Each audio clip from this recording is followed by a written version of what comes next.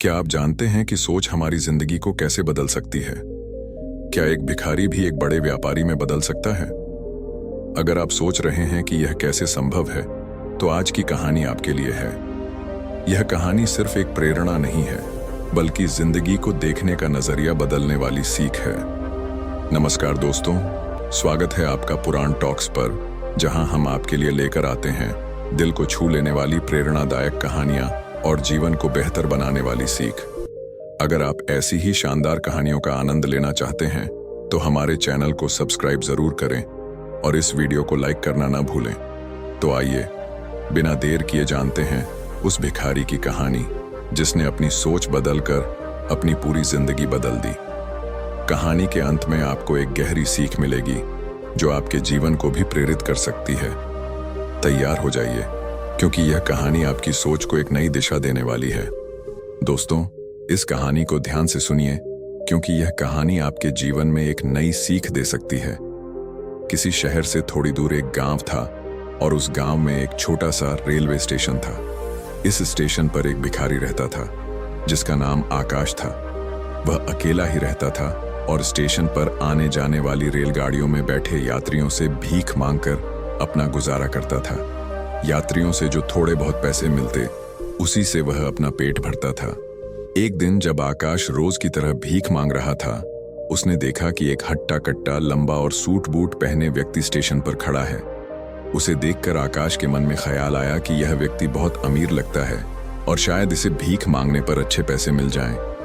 वह व्यक्ति के पास पहुंचा और उसे भीख मांगने लगा। भिखारी को देख वह व्यक्ति मुस्कुराया और बोला, तुम हमेशा मांगते ही रहते हो, क्या कभी किसी को कुछ देते भी हो? भिखारी ने जवाब दिया, साहब, मैं तो एक भिखारी हूं।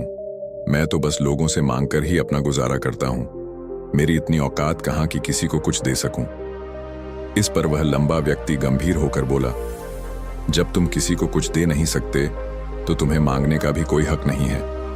मैं एक व्यापारी हूं और लेन देन में विश्वास रखता हूं। अगर तुम्हारे पास मुझे कुछ देने को हो, तभी मैं तुम्हें बदले में कुछ दे सकता हूं। इतना कहकर वह व्यक्ति ट्रेन में बैठकर चला गया। उस व्यक्ति की बात आकाश के दिल को छू गई। वह उसकी कही बात पर गहराई से सोचने लगा। उसे महसूस हुआ कि शायद यही वजह है कि उसे भीख में ज्यादा पैसे नहीं मिलते, क्योंकि वह कभी किसी को कुछ देता ही नहीं। आकाश के मन में सवाल उठने लगे, मैं तो एक भिखारी हूं, मैं किसी को कुछ देने लायक भी नहीं हूं, लेकिन कब तक मैं लोगों से केवल मांगता ही रहूंगा? बहुत सोचने के बाद उसने तय किया कि अब जो भी व्यक्ति उसे भीख देगा, उसके बदले में वह भी उस व्यक्ति को कुछ देगा। लेकिन अब आकाश के सामने एक नई समस्या थी। वह सोचने लगा, मैं तो खुद भिखारी हूं, आखिर मैं दूसरों को क्या दे सकता हूं? इस सवाल का उत्तर ढूंढते हुए 2-3 दिन बीत गए, लेकिन उसे कोई समाधान नहीं सूझा। फिर भी उसके मन में यह ठान लिया था कि वह मांगने के साथ साथ कुछ देने की भी आदत डालेगा। आकाश की यह सोच और उसका संकल्प उसकी जिंदगी को एक नई दिशा देने वाला था। एक दिन आकाश स्टेशन के पास बैठा हुआ था। तभी उसकी नजर आसपास खिल रहे पौधों पर पड़ी, जिन पर सुंदर फूल खिले हुए थे। उसने सोचा, क्यों न मैं लोगों को भीख के बदले कुछ फूल दे दिया करूं? यह विचार उसे अच्छा लगा। उसने वहां से कुछ फूल तोड़े और ट्रेन में भीख मांगने पहुंच गया। अब जब भी कोई उसे भीख देता, तो वह बदले में उसे फूल दे देता। उन फूलों को पाकर लोग बेहद खुश होते और उन्हें अपने पास रख लेते। धीरे धीरे आकाश की यह आदत प्रसिद्ध हो गई। अब वह रोज फूल तोड़ता और जो लोग उसे भीख देते, उन्हें बदले में फूल देकर धन्यवाद प्रकट करता। कुछ ही दिनों में उसने महसूस किया कि लोग पहले से ज्यादा उत्साह के साथ उसे भीख देने लगे हैं। वह स्टेशन के पास के पौधों से सभी फूल तोड़ लाता था। जब तक उसके पास फूल रहते, तब तक उसे बहुत से लोग भीख देते, लेकिन जैसे ही फूल खत्म हो जाते, उसे भीख मिलनी भी बंद हो जाती। रोज यह सिलसिला चलता रहा। एक दिन जब आकाश भीख मांग रहा था, उसने देखा कि वही लंबा व्यक्ति ट्रेन में बैठा है, जिसकी बातों ने उसे भीख के बदले फूल देने की प्रेरणा दी थी। आकाश तुरंत उस व्यक्ति के पास पहुंचा और बोला, आज मेरे पास आपको देने के लिए कुछ फूल हैं। अगर आप मुझे भीख देंगे, तो मैं बदले में आपको यह फूल दूंगा। उस लंबे व्यक्ति ने मुस्कुराते हुए आकाश को पैसे दिए और आकाश ने बदले में उसे फूल भेंट की। उस व्यक्ति को आकाश का यह तरीका बहुत पसंद आया। उसने कहा, वाह क्या बात है, आज तुम भी मेरी तरह एक व्यापारी बन गए हो। यह सुनकर आकाश बेहद खुश हुआ। फूल लेकर वह लंबा व्यक्ति अपने स्टेशन पर उतर गया। लेकिन उस व्यक्ति की बात एक बार फिर से आकाश के दिल को छू गई। वह बार बार उसकी कही बातों के बारे में सोचने लगा। अब आकाश को लगने लगा कि उसने सफलता की वह चाबी पाली है जिससे वह अपने जीवन को बदल सकता है। आकाश उत्साहित होकर ट्रेन से नीचे उतरा। उसने आसमान की तरफ देखते हुए जोर से कहा, मैं भिखारी नहीं हूं, मैं एक व्यापारी हूं, मैं भी अमीर बन सकता हूं। आसपास के लोगों ने यह सुना तो वे सोचने लगे कि शायद पागल हो गया है। लेकिन अगले दिन आकाश स्टेशन पर कहीं नहीं दिखा। लोगों ने सोचा कि शायद वह किसी दूसरे शहर चला गया होगा। लेकिन हकीकत यह थी कि आकाश ने अपने जीवन को बदलने का फैसला कर लिया था और वह एक नई शुरुआत करने के लिए आगे बढ़ चुका था। समय बीतता गया और 8 महीने बाद उसी रेलवे स्टेशन पर 2 व्यक्ति सूट बूट पहने यात्रा कर रहे थे। दोनों ने एक दूसरे को देखा तो उनमें से एक ने हाथ मिलाते हुए कहा, क्या आपने मुझे पहचाना? दूसरा व्यक्ति थोड़ा चौंकते हुए बोला, नहीं, मेरे ख्याल से हम पहली बार मिल रहे हैं। पहला व्यक्ति मुस्कुराते हुए बोला, नहीं, याद कीजिए, ये हमारी तीसरी मुलाकात है। दूसरा व्यक्ति हैरान होकर बोला, मुझे याद नहीं आ रहा, वैसे हम पहले कब मिले थे? अब पहला व्यक्ति ने हंसते हुए जवाब दिया, हम पहली 2 बार इसी ट्रेन में मिले थे। मैं वही भिखारी हूं जिसे आपने पहली बार बताया था कि मुझे अपने जीवन में क्या करना चाहिए। दूसरी बार आपने मुझे समझाया कि मैं वास्तव में कौन हूं।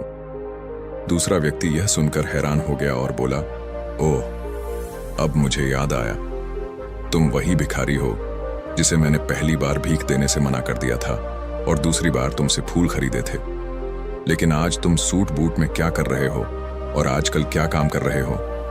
पहला व्यक्ति मुस्कुराकर बोला, हाँ, मैं वही भिखारी हूं, लेकिन आज मैं फूलों का एक बड़ा व्यापारी बन चुका हूं।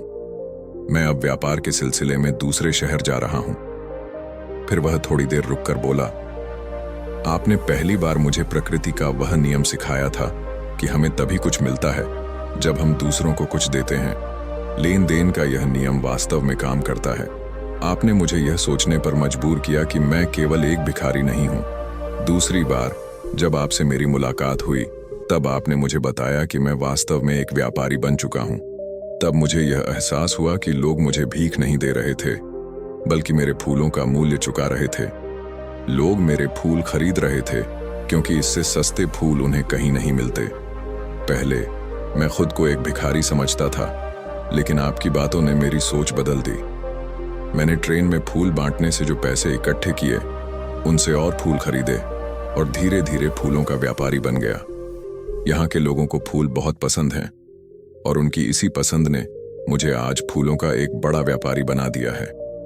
दोनों व्यक्ति अब खुशी खुशी स्टेशन पर उतरे और अपने अपने व्यापार के बारे में बातें करते हुए आगे बढ़ गए। दोस्तों, यह कहानी हमें जीवन की एक बहुत महत्वपूर्ण शिक्षा देती है।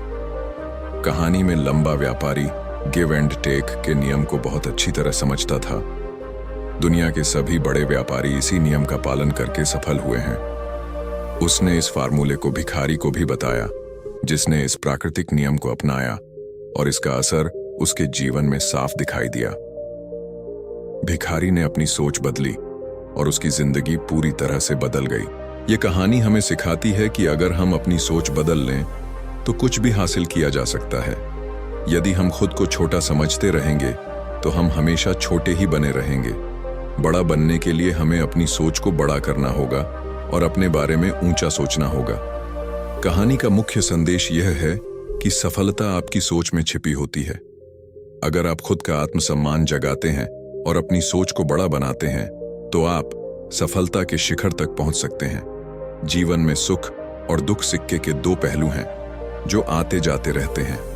जब जीवन में सब कुछ अच्छा होता है तो खुश होना स्वाभाविक है, लेकिन जब चीजें हमारे अनुसार नहीं चलती और परिस्थितियां कठिन हो जाती हैं तो हम सबसे पहले अपना धैर्य खो देते हैं और भगवान या अपनी किस्मत को कोसने लगते हैं। उस समय हमें केवल अपना दुख दिखाई देता है और उस दुख के बीच हम अपने पास जो थोड़ा बहुत है उसे भी खो देते हैं। यहाँ अंतर आता है सोच का। सकारात्मक सोच और नकारात्मक सोच के बीच का यही अंतर हमें बदल सकता है। नकारात्मक दृष्टिकोण से सोचने पर हम नकारात्मकता के शिकार हो जाते हैं और चीजें खुद ब खुद खराब होने लगती हैं। यही नकारात्मक सोच हमारे दुख का असली कारण बनती है और हमारी सफलता का रास्ता रोक देती है। इसलिए दोस्तों, ये सबसे जरूरी है कि जब भी आप किसी परेशानी या दुख से गुजर रहे हों तो अपनी सोच को सकारात्मक बनाए रखें। अगर आप सच्चे और परिश्रमी हैं और अपने लक्ष्य के लिए मेहनत करना जानते हैं तो असफलताओं में भी सकारात्मक पक्ष देखने की कोशिश करें। धैर्य रखें और मेहनत करते रहें। जैसे कहानी में वह व्यक्ति गरीब था लेकिन मेहनती भी था। उसने न केवल अपनी मेहनत पर ध्यान केंद्रित किया बल्कि अपनी सोच को भी बदल लिया। यही सकारात्मक सोच थी जिसने उसकी जिंदगी को बदल दिया। हमेशा याद रखें, सुख और दुख दोनों अस्थायी हैं। जैसे सुख हमेशा नहीं टिकता, वैसे ही दुख भी स्थायी नहीं है। सुख और दुख हमारे हाथ में नहीं है, लेकिन मेहनत हमारे हाथ में है। इसलिए हमें अपनी मेहनत पर ध्यान देना चाहिए। जिस व्यक्ति का पूरा ध्यान मेहनत पर होता है वह नकारात्मकता से दूर रहता है और हमेशा सकारात्मक बना रहता है। यही सकारात्मक सोच एक दिन हमारे सारे दुखों को समाप्त कर देती है। तो दोस्तों, आशा करता हूं कि इस कहानी से आपको बहुत कुछ सीखने को मिला होगा। अगर यह कहानी आपको अच्छी लगी हो तो इसे लाइक करें, अपने दोस्तों के साथ शेयर करें और हमारे चैनल को सब्सक्राइब करना न भूलें। आपका एक लाइक और सब्सक्राइब हमें आगे बढ़ने के लिए प्रेरित करेगा। अगर आपके पास अपने विचार हैं तो हमें कमेंट बॉक्स में जरूर बताएं। मिलते हैं अगली कहानी में। तब तक मस्त रहें, स्वस्थ रहें और देखते रहें पुराण टॉक्स की नई नई कहानियां। धन्यवाद।